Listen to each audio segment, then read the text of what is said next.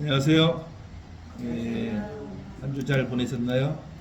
날씨가 너무 더워서 진짜 힘듭니다. 제가 여기 빨리 시스템 에어컨을 갖다 놓으려고 준비하고 있는데 다음 주는 될 것 같습니다. 오늘 성경 말씀은 우리가 이 첫 구절에 첫 구절이 있죠. 뭐냐면 좋은 이름이 좋은 기운보다 낫고 죽은 날이 출생하는 날보다 낫다. 죽은 날이 출생한 날보다 낫습니까? 네? 근데 이 죽은 날이 출생하는 일보다 낫습니다.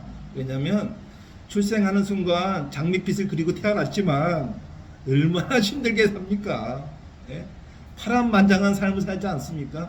근데 태어날 때는 우리가 자식을 태어나게 하면은 얘가 장차 뭐가 될지 마음껏 꿈을 꾸고 금지 5개월을 기우고 눈에 들어가도 눈이 아플 정도로 하고 이놈을 위해서 목숨을 바칠 정도가 다짐을 하지만 그놈이 중학교만 들어가도 속 썩으면서 20살이 넘으면은 왼수가 되기 시작하고 30이 넘으면 진상이 됩니다. 내가 저놈을 쳐하려고 저렇게 진짜 내가 헌신을 위해서 키웠나 할 정도로 후회를 합니다. 물론 그렇지 않은 자녀도 있습니다. 그래서 이 죽은 날이 출생한 날보다 낫다라는 것은 무엇이냐면 우리가 죽을 때는 우리가 잘 정리하고 뒤를 되돌아볼 수 있는 반성의 시간이 되지만 출생은 오직 희망만 있을 뿐이라는 거죠. 그렇지 않습니까? 출생할 때는 온갖 희망을 가지지만 결국은 죽을 때가 돼야 이 살아있는 이 천국의 세상에서 살아보고 죽었으니 죽은 날이 더 난 겁니다. 그리고 또 살아있을 때 어떻게 살지도 모르겠지만 사는 동안에 우리가 얼마나 많은 시련과 연단이 옵니까? 어떤 분이 그러더라고요. 자녀가 태어나자마자 불쌍하다는 생각이 들었대요. 아, 저놈도 나처럼 고생하고 살 텐데 어쩌나 하고 걱정을 했답니다. 우리가 일반적으로는 그렇게 생각 안 하지 않습니까? 기쁘지만 조금 현명한 사람은 좀 인생을 좀 살아봤다라는 사람은 그 아이가 태어나는 삶이 앞으로 그 파란만장한 삶을 겪을 거 생각하면은 걱정이 돼서 요새 젊은 애들이 애를 안 낳는 겁니다. 아주 똑똑한 거죠. 자기밖에 모르는 거죠. 우리는 무조건 자식을 낳아야 되는 줄 알고 낳았고 또 잘 길러야 되는 줄 알고 길렀고 그 아이를 헌신을 해야 되는 건지 알고 헌신을 했어요. 그랬더니 우리의 노후가 어떻게 됐습니까? 노후 준비가 안 된 국민이 70%입니다. 그러니 그 30%는 잘했겠지만 70%는 다 자녀를 위해서 모든 희생을 하다 보니까 노후 준비가 안 돼서 70, 80이 돼도 취직을 해야 되는, 휴지를 주어야 되고 병을 주어야 되는 할머니가 생기고 또 몸이 아픈데도 불구하고 시장에서 강우리 장사 노점상을 해야 되고 짐짝을 날라야 되고 그런 삶을 60, 70에 하고 있는 이 노인들이 많습니다. 나이 100세의 세상에 100세면 뭐합니까? 그렇게 사는 삶이 100세면 무슨 의미가 있겠어요? 우리가 60이 넘으면 인생을 되돌아보고 남을 위해서 살 수 있는 여유가 있어야지 내 끼니도 채우지 못해서 내 밥벌이도 못해서 그런 고생을 하고 산다면 얼마나 안타깝습니까? 근데 한치 앞을 모르는 우리가 어떻게 그 자녀가 행복한 삶을 살 거라고 생각을 하겠습니까? 저 같은 경우에도 어머니가 저를 낳을 때는 아주 멀쩡하고 건강한 자식으로 태어났지만 이렇게 30에서 중증 장애자가 될 거라고 생각했겠습니까? 저희 어머니는 지금 88세인데 지금도 제가 몸이 불편한 것에 대해서 굉장히 안타까워하세요. 사업적으로 성공했어도 어머니에게는 그게 아무 필요가 없는 거죠. 그냥 불편한 아들이 그냥 애처로울 뿐입니다. 뭐 사회적으로는 뭐 저희 형제들보다 제가 성공했다고 할 수가 있어요. 그렇지만 육신으로 볼 때는, 어머니께서 볼 때는 육신을 보지 저의 재력을 보지는 않지 않습니까? 그러다 보니까 88세인 노인인 항상 저를 걱정을 해요. 쟤는 그런 마음이 드는 것처럼 멀쩡하게 태어나고 설마 제가 장애자가 될 거라고 누가 생각했겠습니까? 또 그것뿐만입니까? 요번에 최근에 보면은 이런 이 흉악한 범죄자들도 그의 부모들이 있었습니다. 유영철 같은 그런 범죄자도 어머니는 매일 면회를 간다 합니다. 세상 사람들이 다 지탄을 하고 이 살인마라고 하는 그 살인마 같은 그 친구에게도 부모는 있는 거죠. 죽어도 마땅한 친구라고 할 사람이지만 그 부모에게는 잘못 키웠다는 죄책감밖에 들지 않을 겁니다. 근데 그런 사람은 부모가 잘못 키웠다고만 단정 지을 수가 없어요. 사회가 잘못 키운 겁니다. 우리가 기도를 할 때 우리 자신을, 우리 가족을, 또 우리 교회를 위해서도 기도를 하지만 우리가 국가와 세계를 위해서도 기도를 하지 않습니까? 모든 것이 다 이 우주 지구 안에는 다 이 거밀처럼 엮이고 얽히고 설켜 있습니다. 지금 우크라이나 사태의 그 전쟁이 일어나니까 어떤 일이 벌어집니까? 세계 최고의 곡창지대인 우크라이나가 이 전쟁으로 인해서 곡물이 막히니까 곡물값이 치솟습니다. 곡물값이 치솟으니까 어떻게 됩니까? 사료값이 오르고 결국은 고기값이 오르는 겁니다. 이 세계는 이제는 공동체이기 때문에 어느 한에서 문제가 됐다고 해서 그게 남의 일이 되는 게 아닙니다. 우리가 그런 것처럼 우리가 이 살아가면서 한 채 앞을 모르는 인간사지만 한 채 앞을 몰라도 우리가 기도를 하는 마음이 있습니다. 슬픔이 웃음보다 나음은 얼굴에 근심이 하는 것이 마음에 유익하기 때문이라는 말씀입니다. 슬픔이 웃음보다 나음이라는 게 또 이해가 되지 않지 않습니까? 웃음이 났지 어떻게 슬픔이 났습니까?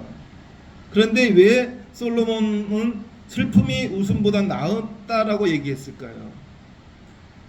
우리가 슬픔은요, 세상을 안타깝게 여기는 겁니다. 안타깝지 않은데 슬프면 슬플 수가 있을까요? 또 너무 기뻐도 눈물이 나지 않습니까? 근데 슬픔을 본다는 건 세상을 볼 줄 안다는 거예요. 웃음을 본다는 건 세상보다 나 자신을 보는 겁니다. 그렇기 때문에 슬픔이 웃음보다 낫다는 뜻입니다. 그렇죠. 이 솔로몬 왕은, 이 전도서는 솔로몬 왕이 쓴 책이지 않습니까? 근데 이 솔로몬의 지혜를 얻기 위해서는 이 전도서에는 그러한 내재된 일들이 많습니다. 또한 이 지혜로운 사람이 책망을 듣는 것이 우면자들의 노래를 듣는 것보다 나으리라라는 말씀. 우리가 그 연예인들 얘기들 참 관심 가져갖고 봐요. 유명한 사람들이 뭐 연봉이 얼마니, 또 얼마의 돈을 버냐는, 뭐 이명욱이가 얼마를 버니, 송가인이가 얼마를 버니, 그거 하나도 우리 인생에 별 도움이 안 되는 얘기들이에요. 관심을 가져도 의미가 없는 거예요. 송가인이가 나를 위해서 노래를 불러줄 일도 없지만 돈을 줄 일도 없어요. 이명욱이가 얼마가 유명하던 그게 뭔 우리 내 삶에 영향을 주겠습니까? 근데 우리는 거기에 간섭하면서 오히려 하나님 말씀에는 귀를 기울이지 않고 살고 있어요. 이 유행가 트로트 노래를 듣는 것보다 찬송가 듣는 거가 더 안 좋지요. 찬송가를 늘 입에다 달고 사는 분 있습니까? 없어요. 이 교회나 와야 찬송가 부르지, 찬송가를 유행가처럼 따라 부르는 정도가 있겠습니까? 근데 이 지혜로운 사람의 책망을 어디서 듣겠습니까? 책에, 성경에 있습니다. 성경에서 지혜로운 말씀을 들어야 됩니다. 또한 우리가 지혜는 유산같이 아름답고 햇빛을 보는 자에겐 유익이 되도다라고 했습니다. 예수님께서 우리가 말했죠. 빛과 소금이 되라는 말이 있어요. 빛은요, 누구에게나 공평하게 내려져 줍니다. 가난한 사람에게도 또 힘든 사람에게도 부자에게도 또 총명한 사람에게도 누구에게든지 빚은 내려줍니다. 근데요, 소금은 어떨까요? 이 소금이라는 게 제가 그 92년도에 소금을 수입하는 일을 한 적이 있어요. 제가 무역업을 했을 때였는데요. 물론 그때 사금융업도 했지만 무역업도 같이 했습니다. 근데 이 소금이요, 국방 사업입니다. 왜냐하면 이 전쟁이 나면 이 소금은 다 국가로 귀속이 된다고 합니다. 우리가 아주 흔한, 근데 왜 그러냐?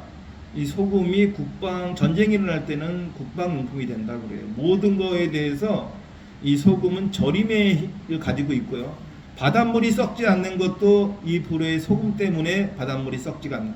그냥 물이면은 썩겠죠. 왜 우리가 이 시냇물에 녹조 현상이 일어나냐면 소금물이 염기가 옮기 때문에 녹조 현상이 일어나는 거잖아요.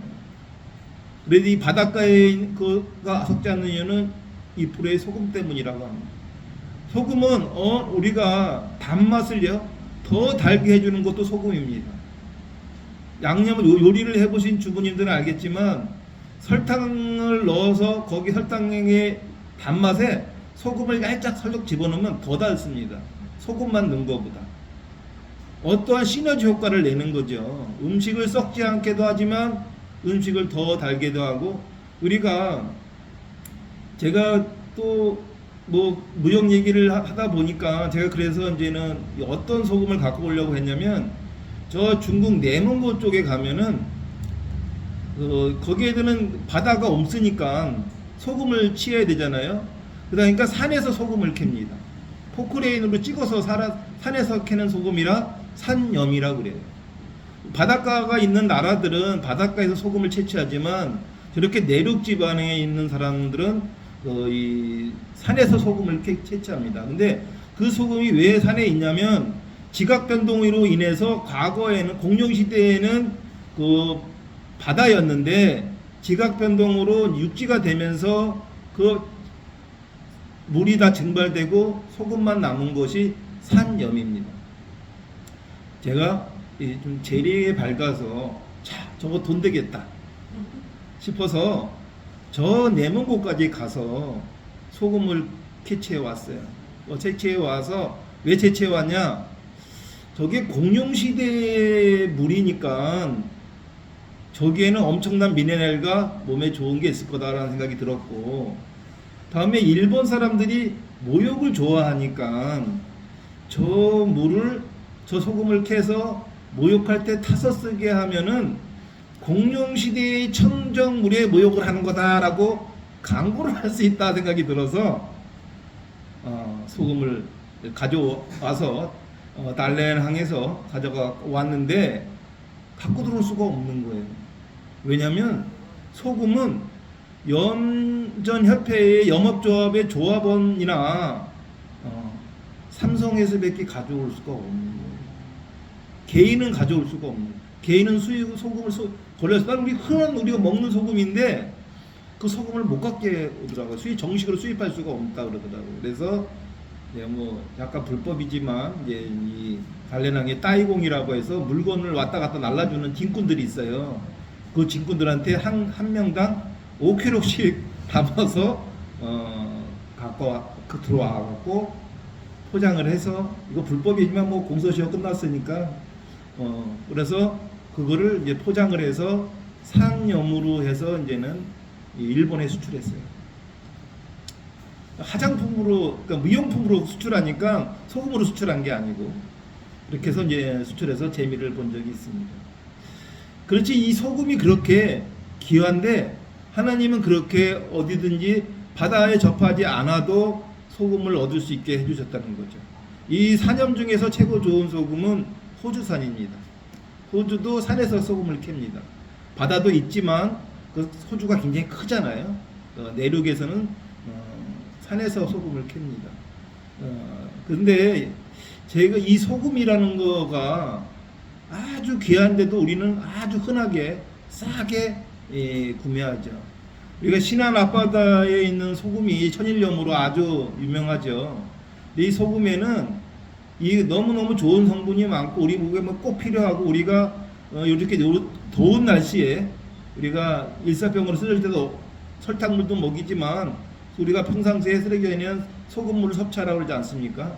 그만치 우리 몸에 염분이 떨어지면 안 된다. 특히 우리 피 속에 염분이 있어야 돼요. 그래서 이 소금이라는 거는 아주 우리 일상생활에 먹거나 마시거나 이 생활하는 데 있어서 굉장히 중요한 소재이기 때문에 우리가 성도들은 어느 구석에 가도 이 소금과 같은 역할을 하라고 말씀하시는 겁니다. 그래서 너희는 빛과 소금이 되라라는 말씀을 하신 겁니다. 그런데 제가 살면서 늘 똑같은 일을 하고도 똑같은 대접을 못 받는 경우가 많은 걸 보고 왜 그럴까? 저는 사실은 이 돈을 못 버는 사람들을 30대에는 진짜 저렇게 어리석을 수가 없을까? 길바닥 사지천지에 그냥 돈 벌 일이 세고 아이템이 넘쳐나는데도 불구하고 왜 저 사람 눈에는 보이지 않을까? 이해를 할 수가 없었어요. 근데 그게 또 하나님이 아까 소금처럼 소금의 쓰임 용도가 있고 달란트가 다 사람마다 주어지는 거기 때문에 다 똑같아서는 또 아닌 것 같다라는 생각이 뒤늦게서야 마흔이 넘어서야 깨우쳤습니다. 오늘 성경 말씀의 주제가 되고 있는 것은 뭡니까? 제가 썼죠. 지혜는 돈과 같은 그늘 아래에 있다라는 말씀을 제가 드리고자 오늘 주였었습니다. 제가 설교 시간에 돈 얘기를 자주 하니까 뭐 돈해서 돈에 미친 사람으로 보이는데 그전에는 미쳤었어요. 근데 지금은 돈에 미친 사람이 아닙니다. 제가 늘으죠. 하나님 바로 밑에 돈이다. 그랬더니 역시 너는 사채업자답다라고 그럽니다. 근데 이 하나님이 돈이 못하는 것만 하나님이 합니다. 그러니까 하나님이 한 100이면 돈 한 80%의 능력을 발휘한다고 할 수 있죠. 근데 제가 여기 성경 말씀에요. 있죠. 돈이 돈과 같은 지혜는 돈과 그늘과 같이 있다라고 그랬는데 12장에 있죠. 지혜의 그늘 아래 있음은 돈의 그늘 아래 있는가 같으나라고 했어요. 그렇죠? 제 말이 아니에요. 지혜는 그늘 아래 있음은 돈의 그늘 아래에 있음이 같으나. 그러니까 지혜의 그늘이나 돈의 그늘이나 같다는 얘기 아닙니까? 그렇죠? 지혜는 뭡니까? 하나님 말씀이잖아요. 하나님 은혜고. 그러면 거의 밑에 있는 거예요. 그늘 아래에 있는 거예요. 그러면 우리가 돈을 알아야 됩니다. 돈을 안다는 것도 지혜를 깨우친다라고 생각하시면 됩니다. 지혜롭게 살려면 돈을 알아야 되는 거예요. 왜냐하면 돈의 그늘 아래에 있지 않습니까? 우리가 하나님 아래 그늘 아래에 있는 것처럼 돈의 그늘 아래도 있습니다. 제가 늘 그러잖아요. 사람 낳고 돈 낳냐, 돈 낳고 사람 낳지라고 하는 말을 잘못된 말이다. 예? 돈 낳고 사람 낳은 게지 사람 낳고 돈 낳은 게 아니다. 왜? 우리가 태어나기 전서부터 돈은 있었잖아요. 그러니까 우리는 돈을 알아야 됩니다. 돈을 안다는 것이 성경에 위배되는 얘기도 아니에요. 우리가 돈을 뛰어넘어야 올바른 신앙생활도 할 수 있어요. 돈에 눌리면은 신앙생활 제대로 할 수가 없어요. 금전적으로 어렵고 힘든데 신앙생활 제대로 할 수 있겠습니까? 그럴 수 없어요. 그러니까 돈을 멀리 해서는 안 되는 겁니다. 아주 가깝게 생각해야 됩니다. 그래야 신앙생활도 가까워질 수 있는 거예요. 돈을 멀리하면 멀리할수록 신앙생활도 멀어집니다. 내가 원치 않아도. 안 그런가요? 그런데 우리가 이런 거 제가 왜죠? 행복하기 위해서 돈을 버는 건데 돈을 벌기 위해서 행복을 버리지 말아라 제가 말씀하잖아요. 그렇죠? 아니 우리가 행복하자고 돈을 버는 건데 돈 때문에 행복을 버리는 그런 어리석음이 어디 있습니까? 그런 마찬가지로 오늘 성경 말씀도 하나님을 가까이 하기 위해서 우리가 돈을 알아야 된다는 거예요. 하나님께 온 정성과 하나님과의 영적 교류를 위해서 모든 시간을 할애하려면 뭐가 있어야 돼요? 그렇죠. 돈이 있어야 돼요. 그렇죠? 돈이 있어야 되는데 제가 이 물질 만능주의 생각을 하는 게 아닙니다. 우리 성도분들은 일단 잘 살아야 돼요. 네. 또 사치스러워도 됩니다. 사치가 뭡니까? 감당할 수 없으면 사치이지만 감당할 수 있어야 사치를 부리는 거 아닙니까? 돈이 없는데 어떻게 사치를 부립니까? 우리 성도들은 잘 나가야 됩니다. 잘 나가야 이 다른 교인들이, 다른 일반인들이 나 저 사람 보고 나 저 교회에 나가야 되겠다. 그렇죠? 그러니까 우리 성도들은 이 돈을 잘 알아야 되는데 그 돈과 지혜는 같지 않습니까? 그 이 유명한 그 싸이 노래 중에 있지 않습니까? 뛰는 놈이 나는 놈, 나는 놈이 뭘 좀 아는 놈, 그렇죠?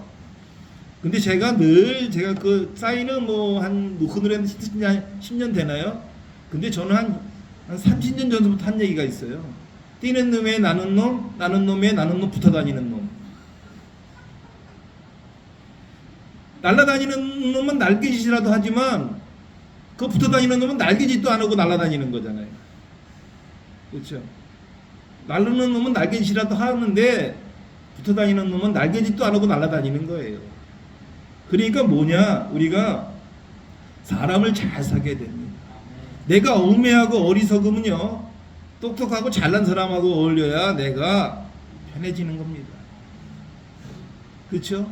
우리가 내가 어떤 거에 대해서 잘 모를 때 잘 아는 사람하고 이 교신을 해야 내가 지혜를 얻는 거죠. 나보다 우매하고 어리석은 사람하고 교신을 해봤자 내 지혜를 줄 뿐이지 그에게 얻을 게 없어요. 그러다 보면, 근데 제가 이런 말을 하면 그랬죠. 그러면 목사님 그러면 뭐 사람을 갖다 가려가며 사깁니까? 저는 가려가며 사귀는 게 아니라 나보다 어리석은 사람은 긍휼하게 보아야 되죠. 어리석은 사람은 불쌍하게 봐야 되죠. 근데 내가 그 대명사자가 돼서는 절대로 안 된다는 거죠. 특히 우리 세문교회 성도들은 절대로 그런 불쌍하게 보이고 초량하게 보이고 안타깝게 보이고 이런 성도는 절대 되지. 그런 건 우리 교회가 통할 수가 없어요. 누가 그런 성도들을 보고 저희 교회에 오겠습니까? 그렇죠? 절대 안 와요. 그러니까 우리 성도들은 그런 당사자가 되지 않으려면 어떻게 됩니까? 지혜롭게 살아야 되고 지혜를 얻는 일에 이 최선을 다하셔야 됩니다. 그 지혜는 어디에 오냐면은 이 성경에 다 있어요. 성경은 이렇게 이스라엘의 이 족보가 나온 거 보니까 어떤 사람이 그래요.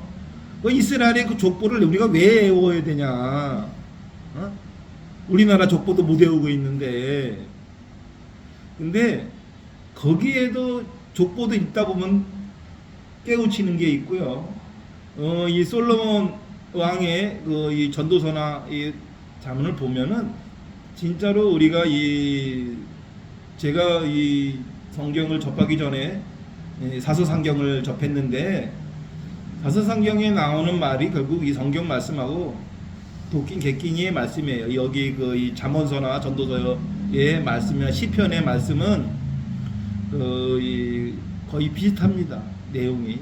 단지 이제 조금 차이 있는 거는 언어적인 차이지 뜻을 보면은 사서상경이나 전도서나 잠언서나 시편이 비슷하다 보여집니다. 그럼 굳이 사서상경을 떼우지 않으셔도 전도서를 이 성경을 보고도 삶의 지혜를 얻을 수 있다. 이 성경은 복음서라고 하지 않고 복을 주는 것도 있지만 저는 이 지혜서다라고 할 수 있다고 봅니다. 지혜를 읽다 보면은 뭔가 힘들고 어려울 때 성경책을 아무 쪽이나 탁 펼치면 그때 제가 갈구하던 말씀의 글귀가 성경책에 있더라고요. 그래서 이 지혜로워야 되고, 지금 전 세계 금융을 장악하고 있는 사람들이 유태인들 아닙니까? 그들은 성경을 끼고 살지 않습니까? 성경을 아주 철저하게 지키지 않습니까? 그러니까 전 세계 금융을 좌지우지하고 있지 않습니까? 그러니까 이 돈을 안다는 거는 하나님께 가까이 가는 길을 아는 길이다라고 생각하시고, 성도 여러분께서도 이 금융을 아시는데, 돈을 아시는데 게으름이 없어야 됩니다. 그렇다고 성경을 멀리해서는 안 되고요. 금융을 철저하게 배우셔서, 그러면 이제 오늘 마지막 말씀에 형통한 날에는 기뻐하고 공고한 날에는 되돌아보아라.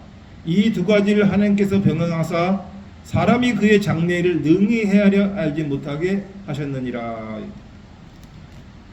그의 장래일을 능히 헤아려 알지 못하게 하셨느니라. 우리가요, 그 아이들을 보면은 진짜로 그 아프고 그럴 때 그냥 밤 12시든 1시든 병원 내에 디리고 가고, 똥 오줌 싸고, 밥 먹는데 옆에서 똥 싸면 그 밥 먹다가도 숟가락 내려놓고 똥 쳐주고 이렇게 했던 이 자식이 그걸 기억한다면 불효자는 단 한 명도 없을 거예요. 근데 하나님께서는 그 기억을 싹 없애버렸어요. 그 기억을 기억나지 못하게 했다는 거죠. 애들은 그냥 한 7살 정도 돼야 그때부터 좀 기억을 해요. 자기한테 잘해줬나 못해줬나를 어른이 돼도 기억을 하는데, 가장 부모가 힘들 때 1살에서 3살, 4살 때, 그때가 진짜 힘들지 않습니까? 왜냐하면 우리가 영아나 유아는요, 보호자가 없으면 죽습니다. 우리가 어린이라고 그러잖아요. 그러니까 어린이만 돼도 안 죽어요. 좀 어떻게 자라나냐에 따라 다르지, 한 7살만 되면 부모가 없어도 죽지 않습니다. 좀 어떻게 자라는 게 잘못 자랄 수 있고 삐딱해질 수도 있고 그렇지만 죽지는 않아요. 누가 죽이지 않는 한. 근데 영아는 누가 죽이지 않아도 돌봐주지 않으면 죽습니다. 챙겨주지 않으면 죽는 게 영아 아닙니까? 그러니까 엄청나게 부모가 신경 써서 키웠는데 이놈이 전혀 그걸 기억 못해. 그러니까 불효하는 거예요. 마찬가지로 우리가 한치 앞을 모르는데, 우리 한치 앞을 모르잖아요. 내일 어떻게 될지도 모르잖아. 그러니까 우리가 하나님을 멀리하는 겁니다. 하나님을 불신하는 겁니다. 그래서 한치 앞을 모르는 우리가 모른지 의탁할 수 있는 거는 하나님 아버지밖에 없습니다. 우리 자녀들도 마찬가지 않습니까? 자녀들이 그 자녀들을 케어해 줄 수 있는 괘씸하고 못돼 처먹과 해도 그 자식을 챙겨줄 사람은 남이 아닙니다. 우리 아닙니까? 부모 아니에요? 부모만이 그 자식이 못돼 처먹었던, 잘 먹었던, 똑똑하던 못났던, 장애자든 장애자가 아니던 챙겨주는 거는 부모예요. 이 자식이 마치 우리 하나님 아버지도 우리가 그렇게 가고 있는 거예요. 지금 우리가 이렇게 살고 있는 것도 결국은 하나님이 우리를 어떻게 하나님 말씀을 듣지 않고 살아도 결국은 우리를 챙겨줄 수 있는 사람 누굽니까? 주 하나님밖에 없습니다. 그래서 그의 장래일을 능히 해라 알지 못하게 하신다라는 건, 즉 하나님을 믿고 따르지 않으면 수렁통이로 계속 빠져나갈 수 있다. 우리가 수렁에 빠지면요, 허우적 거릴수록 더 깊이 빠집니다. 그냥 가만히 있어야 덜 빠집니다. 근데 빨리 빠지지 않겠지. 근데 거기서 헤어나려고 허우적 거리는 순간 더 깊이 빨리 빠집니다. 우리가 수렁에 빠졌을 때 우리가 할 수 있는 거는 오로지 기도밖에 없습니다. 지금 힘들고 어려우신 상황이 되어 있다면 기도로서 승리하시기를 축원합니다. 오늘 말씀 여기서 마치겠습니다.